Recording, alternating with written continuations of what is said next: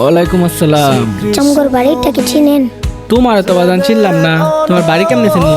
তোমার আব্বার নাম কি? আমার বাবার নাম জমশেদ আলী। না, এই নামে তো আমি কেউ দেখছি না। হুজ্জা দেওয়া পাবা হয়তো।